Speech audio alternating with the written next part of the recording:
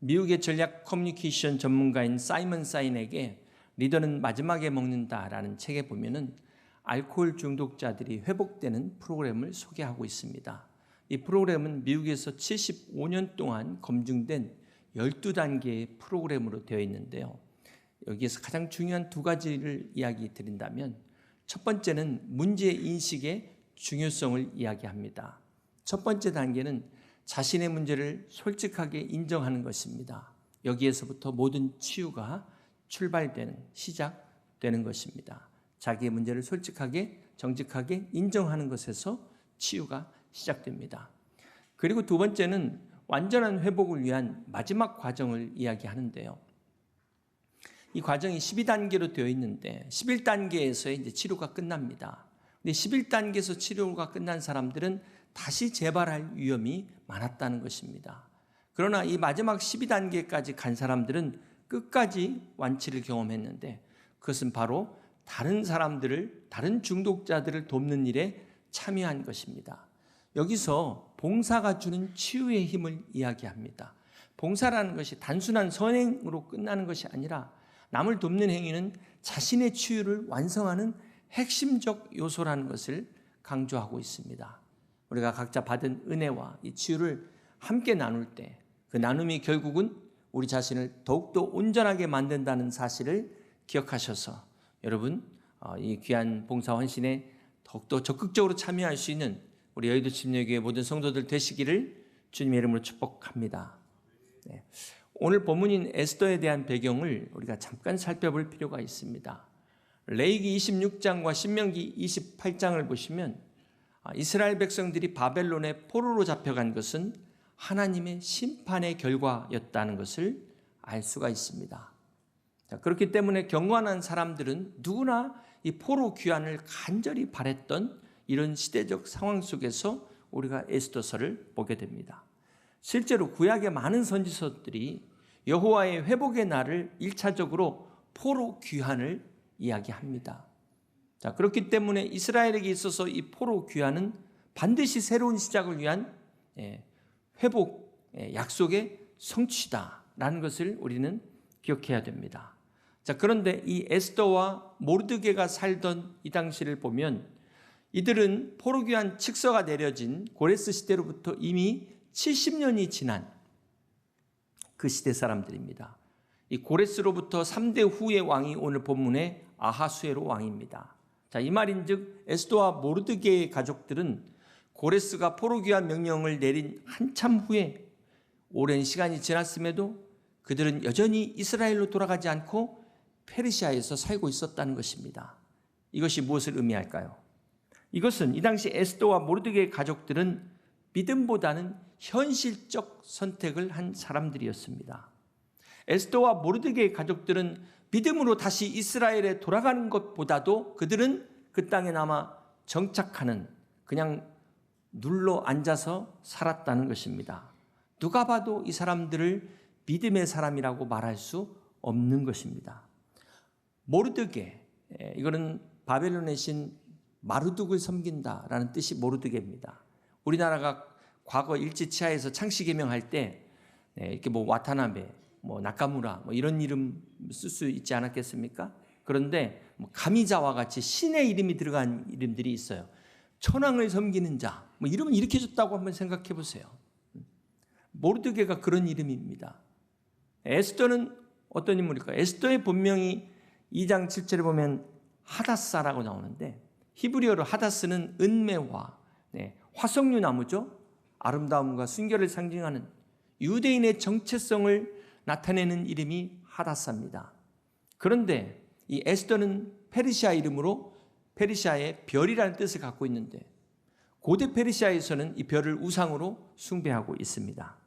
그러므로 이 에스더가 하다사라는 이름을 사용하지 않고 에스더를 사용했다는 것은 자기가 유대인임을 감추고 있고 철저하게 그 왕궁에서 살아남기 위한 선택이었다는 것을 알 수 있습니다. 사실 우리가 이런 배경을 생각해 보면 에스더와 모르드게는 애초부터 성경의 주인공이 될 자격이 없는 사람들입니다. 이 에스더서의 중요한 주제는 이 불임절이라는 절기가 나오는데요. 이스라엘의 대적자 하만이 이스라엘 민족을 멸절시키려고 할 때 하나님이 구원하신 것을 기념하는 절기가 바로 부림절입니다. 결론적으로 에스더의 이 핵심 주제는 이 에스더와 모르드게가 비록 페르시아에 남아서 그들이 세상적인 삶을 선택했지만 그럼에도 불구하고 하나님은 그들을 끝까지 사랑하셔서 구원하시는 하나님의 사랑을 증거하고 있는 것입니다. 우리가 에스더서라고 구별을 하지만 에스더서의 진정한 주인공은 바로 하나님이라는 것을 잊지 말아야 될 것입니다. 이 에스더에는 하나님이라는 단어가 한 구절도 나오질 않습니다. 그럼에도 불구하고 살아계신 하나님이 끝까지 페르시아에 남아있는 이스라엘로 돌아가지 않았지만 그들을 끝까지 구원하시는 사건을 기록하고 있는 것이 에스더의 내용입니다. 오늘 우리가 인정하든 인정하지 않든 하나님은 살아계시고 하나님은 변함없이 우리를 사랑하시고 우리를 끝까지 인도하시는 하나님이신 것을 믿으시기를 바랍니다. 자, 이러한 배경 가운데 에스더 6장 1절을 다시 한번 보시겠습니다. 그날 밤에 왕이 잠이 오지 아니하므로 명령하여 역대의 일기를 가져다가 자기 앞에서 읽히더니. 이 그날 밤은 어떤 밤일까요? 바로 에스더가 왕과 하만을 초청하여 첫 번째 잔치를 베풀던 밤이었습니다. 그날 밤은 하만이 모르드게를 이제 죽이려고 작정한 밤이었습니다. 그날 밤은 이 하만과 그의 일당들이 모르드게와 전 유대인들을 말살시키고자 모의했던 그날 밤이었습니다. 그날 밤에 왕이 잠이 오지 아니하므로 이 아하술의 왕이 그날 저녁에 커피를 마셔가지고 잠이 안 왔는지 아니면 원래 불면증이 있어서 잠을 못 잤는지 알 수 없지만 그날 밤 왕이 잠이 오지 않았다는 것은 하나님의 섭리였다는 것을 성경은 말씀합니다. 그날 밤 이 아하술의 왕이 잠이 오지 않자 왕궁의 역대 일기를 읽기 시작합니다. 참고로 여러분 저녁에 잠이 오지 않으면 계속 누워있기보다는 그냥 일어나 있는 게 낫습니다. 일부러 자려고 하면 더 잠이 안 와요. 여러분 그런 경험 있지 않습니까? 이때 핸드폰 보면 완전히 잠이 달아납니다. 그런 때는 차라리 성경을 읽으시기 바랍니다. 지난주 뉴스에서 보니까 그 연예인 이경규 씨가 약물 운전으로 사고를 내가지고 경찰 조사를 받았다는 그런 기사를 봤습니다. 이분이 나름 그 연예계 분야에서 성공한 사람인데 10년 동안 공황장애 약물 치료를 받았다는 것을 알게 됐어요. 물론 이 공황장애라는 것이 스트레스와 유전적, 생물학적 여러 복합적 요인에 의해서 발생합니다. 그런데 우리가 생각해 보면 사실 적지 않은 사람들이 이 공황장애를 경험하고 있다는 것입니다. 사람마다 스트레스 없는 사람이 누가 있겠습니까? 스트레스 지수도 다르고 또 감당할 능력도 다른데 이게 내 능력을 넘는 스트레스를 계속해서 받다 보니까 어느 순간에 이게 오버로드가 걸리면 이게 바로 공황장애가 되는 것입니다. 자, 이때는 우리는 의사 선생님의 도움을 받아야 되죠. 기도도 하지만 약물의 치료도 필요한 것입니다. 그러나 중요한 것은 우리의 인생이 내 것이 아니라는 것을 깨닫고 내 인생이 하나님의 손안에 있음을 깨달을 때 진정한 치유가 가능한 것입니다. 우리 주님께서 이 시간에도 수고하고 무거운 짐진 자들아 다 내게로 오라고 말씀하셨어요. 오늘 여러분 감당할 수 없는 모든 짐들을 여러분이 끌어안고 있지 마시고 이 시간 주님께 맡기시기를 바랍니다. 옛날 6.25 때 피난 가는데 그 군용 트럭에 올라간 그 나이 많으신 그 꼬부랑 할머니가 머리에 짐을 이고 있는 거예요. 옆에 있는 사람이 아니 할머니 왜 이 짐 이고 있냐고 그러니까는 태워준 것도 고마운데 어떻게 이 짐 미안해서 내려놓냐는 거예요.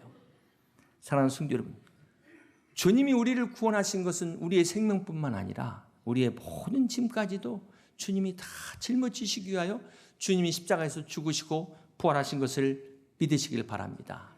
이 시간 예수 그리스도 안에 있는 이 진정한 자유를 누릴 때 공황장애도 다 사라지고 마음의 병도 치유될 줄로 믿습니다. 이 시간 이러한 은혜가 임하시기를 주님의 이름으로 축복합니다. 여하튼 그날 밤 모두가 잠든 밤입니다. 아하수에로 왕이 혼자서 책을 읽는데 때마침 어떤 내용을 읽게 됩니까? 2절입니다. 그 속에 기록하기를 문을 지키던 왕의 두넷이 빅다나와 데레스가 아하수에로 왕을 암살하려는 음모를 모르드게가 고발하였다 하였는지라. 이 아하수에로 왕이 불면증을 달래기 위하여 우연히 읽게 된 부분이 바로 모르드게가 자신의 생명을 구해줬던 그 부분을 읽게 됩니다. 자, 여기서 우리는 또 우연의 연속을 보게 돼요. 하필 우연히 그날 밤 잠 못 이루던 이 왕이 또 그날 또 우연히 이 역대일기를 읽게 됐는데 또 우연히 읽은 부분이 또 이 부분이라는 거예요. 여러분, 이것이 과연 우연의 연속일까? 1950년 6월 25일 북한이 남지만 그날은 주일 새벽이었습니다. 미국은 6월 24일 토요일 오후입니다. 이 사진에 트루만 대통령의 회고록에 보면은 이 사건을 이렇게 기록하고 있습니다. 트루만 대통령은 그날 자기 집 2층 서재에서 책을 읽다가 휴가 중에 미국 시간 6월 24일 밤 9시 애치슨 장관으로부터 한국에 전쟁이 일어났다는 보고를 받게 됩니다. 이때 트루만 대통령이 휴가를 취소하고 바로 워싱턴으로 날아와서 미군을 파병해야겠다고 결심한 이유가 바로 그가 그 전화 받기 직전에 봤던 그 책의 내용 때문이었다라고 회고록에서 이야기합니다. 그 내용은 바로 이런 내용이었습니다. 역사상 모든 큰 전쟁들은 개전 초기 아직 작은 전쟁일 때 잘 대처하지 못해서 결국 큰 전쟁으로 비화했다. 1950년 6월 24일 밤 트루만 대통령이 이 부분을 읽고 있었던 것이 과연 우연이었을까? 다음 사진을 보시면 빌리 그레이엄 목사님의 자서전에 한국 전쟁이 발발하자 빌리 그레이엄 목사님은 즉시 트루만 대통령에게 다음과 같은 전보를 보냅니다.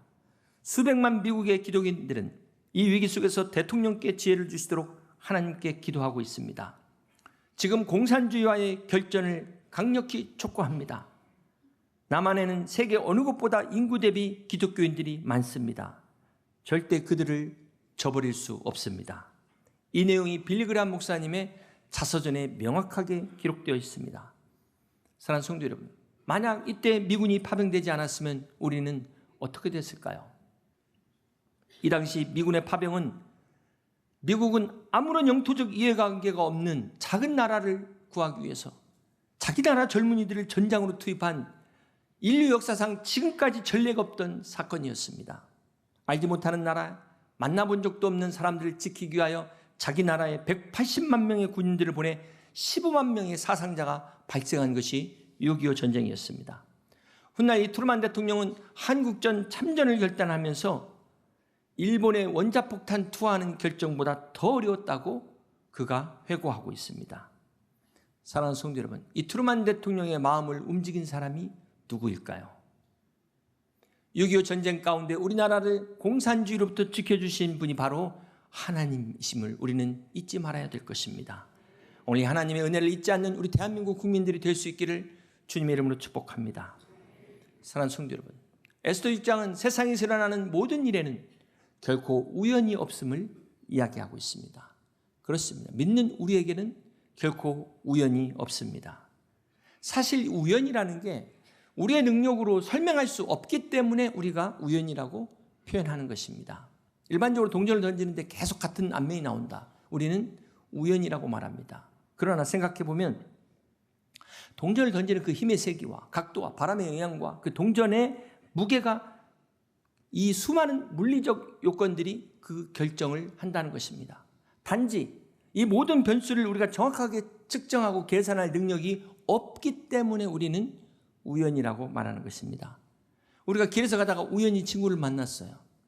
여러분 한번 생각해 보세요. 그게 과연 우연일까요? 사실 그날 각자의 일정이 정해져 있지 않습니까? 그날 교통의 상황, 평소의 이동 패턴, 그날의 컨디션, 모든 것들이 작용해가지고 그 시간 그 장소에서 만나게 되는 것입니다. 이 모든 조건을 안다면 이거는 충분히 예측 가능한 결코 우연이 아니라는 것입니다. 복권도 우연히 운이 좋아서 당첨됐다고 우리는 생각하지만 실제로는 그 복권의 번호가 뽑히는 기계의 작동 원리와 공의 위치와 그 공기 안의 공기의 흐름과 거기에 따른 물리적 법칙에 따라서 정해진 결과에 따라서 번호가 나온다는 거예요. 우리는 우연이라고 부르는 이유는 우리가 이 모든 원인과 조건을 알지 못하는 인간적 한계 때문에 우리는 우연이라고 말할 뿐입니다. 그러나 우리 하나님은 전능하신 하나님, 지금도 우리 머리털까지 다 세우고 계시는 하나님, 모든 것을 아시는 하나님의 관점에서 하나님의 주권과 섭리를 믿는 우리에게 결코 우연은 없습니다. 모든 일이 하나님의 주권과 통치와 통제 아래 있음을 믿으시기를 바랍니다. 그날 밤 하나님께서 이 아수르 왕을 불면증으로 몰아가지 않았다면 모르드게는 죽을 수밖에 없습니다. 에스더가 세운 계획 다 수포로 돌아갑니다. 그럼에도 그날 밤 에스더는 쿨쿨 자고 있었어요. 모르드게는 아무것도 모르고 자고 있는 그날 밤 하나님이 일하셨습니다. 그날 밤 왕이 불면증에 걸렸던 그날 밤 보이지 않는 하나님의 손길이 강력하게 역사하는 그 밤이었습니다. 사랑하는 성도 여러분, 인생을 살다 보면 내 인생이 왜 이렇게 힘들까? 왜 이렇게 내 인생만 꼬일까? 하소연하고 싶을 때가 있습니다. 아무것도 할 수 없는 연약함, 그때 우리가 잠들어 있는 그때도 하나님은 주무시지 않고 일하시는 하나님이신 것을 믿으시기를 바랍니다. 하나님은 오늘도 우연이라는 것을 통해서 우연으로 가장해서 보이지 않게 역사하시는 그 하나님이 오늘도 여러분을 위하여 일하고 계십니다. 아하술의 왕이 알았건 몰랐건 인정하든 인정하지 않든 하나님은 그를 다스리고 주장하셨음을 믿으시기를 바랍니다. 마찬가지로 우리가 인정하든 인정하지 않든 하나님은 여전히 살아계시고 하나님은 여전히 역사를 주관하시며 우리나라와 민족을 이끌고 계시고 여러분의 삶도 인도하시는 것을 믿으시기를 바랍니다. 그러므로 이 모든 것 뒤에 하나님의 섭리가 있음을 인정해야 됩니다. 그렇습니다. 하나님 지금도 우연이라는 것으로 포장해서 우리의 인생을 섭리하십니다. 우연히 누군가 우리에게 찾아와서 하나님의 축복의 통로가 되는 거예요. 우연히 누군가 찾아와서 우리에게 기도해 주는 겁니다. 우연히 누군가 찾아와서 하나님의 말씀을 전합니다. 이게 내가 볼 때 우연이지 하나님에게는 결코 우연이 없습니다. 중요한 것은 기도하는 사람에게는 날마다 이 우연이 끊임없이 일어난다는 사실입니다. 하나님의 은혜를 귀히 여기는 자들에게 오늘도 하나님은 세상 사람들이 말하는 우연을 통해서 하나님의 놀라운 기적의 역사를 이루고 계심을 믿으시기를 바랍니다. 그러므로 사랑하는 성도 여러분, 여러분 하나님의 이 섭리를 믿으십니까? 우리가 구원을 받았지만 그렇다고 다 자동으로 해서 이 섭리를 믿는 것이 아닙니다. 오늘 여러분이 우리 교회에 오게 된 것 우연이 아닌 하나님의 섭리인 줄로 믿습니다. 오늘도 섭리 가운데 인도하시는 하나님께서 여러분의 삶을 끝까지 인도하실 것을 믿습니다. 사랑하는 성도 여러분, 에스더 6장은 성경 전체를 통틀어 가장 극적인 반전이 펼쳐지는 장면입니다. 마치 한 편의 완벽한 드라마처럼 모든 것이 막 한순간에 뒤집어지는 놀라운 역전극이 오늘 에스더 6장의 하이라이트입니다. 그날 밤 유대인들에게는 절망의 밤이었어요. 이제 하루만 지나면 이 하만과 일당들에 의해 모르드게는 죽임을 당할 수밖에 없는 밤이었습니다. 50규빗 높이의 장대가 이미 세워져 있었고 모든 준비는 끝났습니다. 인간의 눈으로 볼 때 더 이상 희망이 없는 밤이었습니다. 그런데 이 밤에 놀라운 반전이 시작되는 거예요. 에스더에게는, 아니 하나님의 백성들에게는 바로 역사를 주관하시는 하나님이 그들과 함께 하셨기 때문입니다. 그렇습니다. 일이 이상하게 진행되고 있던 그날 밤 하만이 모르드게를 처형하려는 왕의 이제 허락을 받기 위해 왕궁에 나타납니다. 그런데 여러분 이 본문이 얼마나 아이러니합니까? 생각해 보세요. 지금 하만의 의도는 모르드게를 죽이려는 계획을 가지고 왕을 앞에 나왔고 지금 왕은 모르드게를 상 주려는 계획을 가지고 이렇게 두 사람이 만나고 있는 이 장면을 한번 보세요. 왕이 하만에게 묻기를 이렇게 이야기합니다. 왕이 존귀케 하기를 기뻐하는 사람에게 어떻게 하는 게 좋겠느냐? 이 순간 막 하만이 착각을 하는 겁니다. 자기밖에 누가 이런 사람이 있겠느냐? 그러면서 때는 이때다 자기가 꿈꾸던 최고의 영광을 막 제안을 합니다. 그 사람에게 왕의 옷을 입히고 왕의 말을 태우고 왕관을 씌워가지고 존귀한 신하가 막 다니면서 성안을 다니면서 영광을 선포하게 하소서 하면서 기가 막힌 시나리오를 내가 만들었다 하면서 막 착각의 절정에 달하고 있는 그때 10절입니다. 이에 왕이 하만에게 이르되 너는 내 말대로 속히 왕복과 말을 가져다가 되걸문에 앉은 유다 사람 모르드게에게 행하되 물은 내가 말한 것에서 조금도 빠짐이 없이 하라. 할렐루야. 여러분 이보다 또 완벽한 아이러니가 어디 있을까요? 하만은 자신을 위해 설계한 이 최고의 시나리오가 실행은 됐는데 그게 바로 자기가 증오하는 모르드게가 주인공이 됐다는 것입니다. 이처럼 교만의 절정 가운데 있는 이 하만은 한순간에 굴욕의 나락으로 떨어져 버립니다. 시편 7편 14절입니다. 악인이 죄악을 낳았으며 재앙을 베어 거짓을 낳았도다. 그가 웅덩이를 파 만듦이여 제가 만든 함정에 빠졌도다. 잠언 26장 27절입니다. 함정을 파는 자는 그것에 빠질 것이요 돌을 굴린 자는 도리어 그것에 치리라. 여러분 절대 믿음의 사람들은 함정을 파면 안 돼요. 이 말씀처럼 하만은 지금 자기가 판 함정에 자기가 빠지게 됩니다.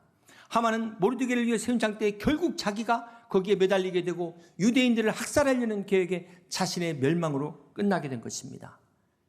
사랑하는 성도 여러분, 하나님은 가장 절망적인 순간에 놀라운 하나님의 방법으로 역사하셨어요. 인간이 포기하려는 바로 그 순간, 그 밤 하나님의 역사가 시작된 것입니다.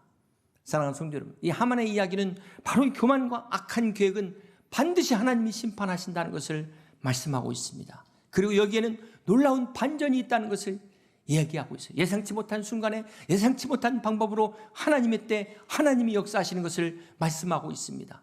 오늘 이 하만의 이야기는 우리의 삶에도 동일하게 하나님의 역사가 있다는 거예요. 믿음의 사람들에게, 하나님이 함께 하시는 사람들에게 마지막 전화위복 역전의 기회가 있음을 믿으시기를 바랍니다.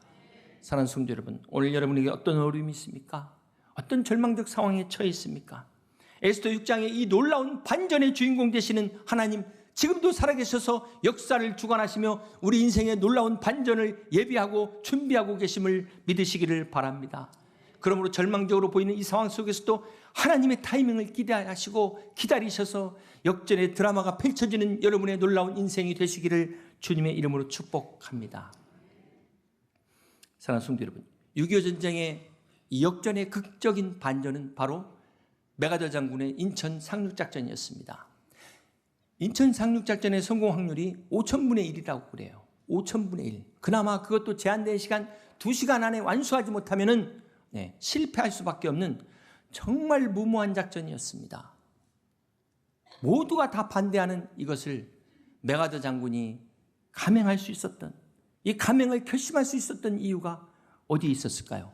여러분이 메가더 장군이라면 어떤 결정을 내렸겠습니까? 메가더 장군의 회고록에 보면은 그는 인천 상륙작전을 앞두고 이런 기도를 드립니다. 자비로우신 하나님 아버지, 변함없이 우리 군대를 각오해 주셔서 감사드립니다. 지금 대한민국은 저 무법자들에게 송두리째 유린당하고 있습니다. 주님이시여, 도탄에 빠진 한국인들을 불쌍히 여기사 저들도 인간으로서 누려야 할 행복을 되찾게 하옵소서. 저들의 숭고한 뜻을 저버리지 마옵시고 불어오는 바람을 멈추어 물길을 열어 주시옵소서. 전능하신 하나님, 그 전능의 손길로 우리 군대를 도우시사 늦기 전에 피로 얼룩진 한국인들의 상처를 싸매시고 눈물로 얼룩진 저들의 치욕을 씻게 하옵소서. 우리를 도우실 분 오직 주밖에 없사오니 주의 자비의 손길로 뱃길을 열어 주옵소서. 예수님의 이름으로 간절히 기도하옵나이다. 아멘. 인천 상륙작전 당시 기상악천으로 인해 상륙작전 자체가 위기에 처했을 때 메가더 장군이 드린 기도입니다. 이제 이 작전이 성공한 후 메가더 장군은 서울수복 기념연설에서 다음과 같이 이야기합니다. 하나님의 은총을 입어 우리 부대는 한국의 옛 서울을 해방시켰습니다. 이 결정적 승리를 우리에게 되찾게 해주신 전능하신 하나님께 감사를 드립니다. 라고 하나님께 영광을 올려드렸습니다. 이날 이승만 대통령은 메가더 장군의 두 손을 잡고 감격의 눈물을 흘렸다고 기록하고 있습니다. 아, 이제랴 어찌 우리 이날을. 사랑하는 성도 여러분, 6.25 75주년을 맞아 우리가 북한의 남천만을 기억할 것이 아니라 6.25 전쟁 가운데 도우신 하나님의 은혜를 우리가 잊지 말아야 될 것입니다.